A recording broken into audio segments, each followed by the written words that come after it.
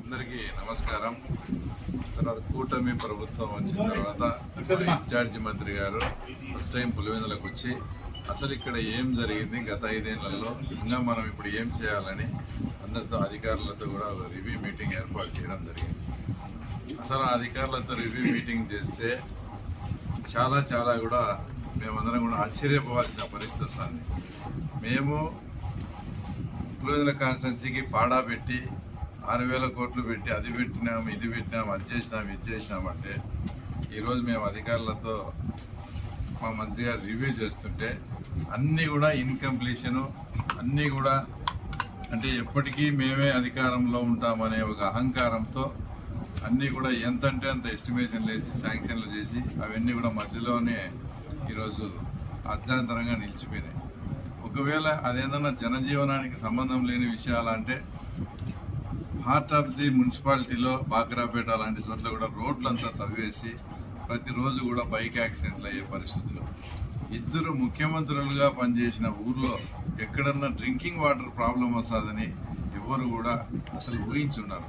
అలాంటిది ఇక్కడ drinking water problem కూడా ఉండి మేమంతా కూడా మోటార్లు బిగించి తర్వాత అంతా కూడా చేసి ఆర్డబ్ల్యూఎస్తో మాట్లాడి దాదాపు ఆ ప్రాబ్లం కూడా సార్ట్ అవుట్ చేయాల్సిన పరిస్థితి వచ్చింది.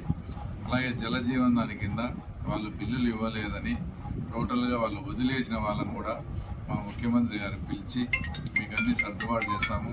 ముఖ్యంగా ఎలాగైతే కుప్పం కన్నా ముందు పులివెందులకు అగ్రికల్చర్కి వాటర్ ఇచ్చామో అలాగే డ్రింకింగ్ వాటర్ కూడా స్టేట్లో ఫస్ట్ మీరే కంప్లీట్ చేయమని చెప్తే పులివెందుల మున్సిపాలిటీ వరకు ఈ నెల 15వ తేదీ కంప్లీట్ చేస్తున్నారు.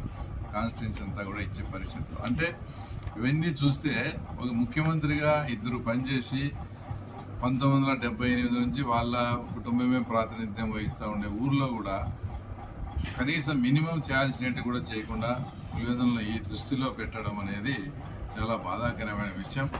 అలాగే అరటి ఏదైతే మన దెబ్బతిన్నాదో వాళ్ళందరికీ కూడా తర్వాత హెక్టార్కు 35,000 రూపాయలు ఇచ్చే కార్యక్రమం, తర్వాత తప్పకుండా ఆ రోజు ఏదైతే దుర్ఘటన జరిగిందో అవన్నీ కూడా కలెక్టర్ గారి దృష్టికి అంతా తీసుకుపోయి అక్కడ ఇన్సూరెన్స్ రావాలంటే వెండి మెజర్మెంట్ కొంచెం చిన్న ప్రాబ్లం ఉంటే కూడా అవన్నీ కూడా సార్ట్అవుట్ చేసి ఆ రైతులకు ఏదైతే నష్టం జరిగిందో ఆ నష్టాన్ని కొంతలో కొంత పూడ్చే విధంగా కూడా ఈరోజు మా మంత్రి గారు కానీ అధికారుల రివ్యూలో కూడా ఇవన్నీ చేయడం జరిగింది. తర్వాత ముఖ్యంగా మేము మంత్రి గారికి కూడా చెప్పేది ఏంటంటే ఇక్కడ కావాల్సినంత వాటర్ ఉంది, కావాల్సిన ల్యాండ్ ఉంది.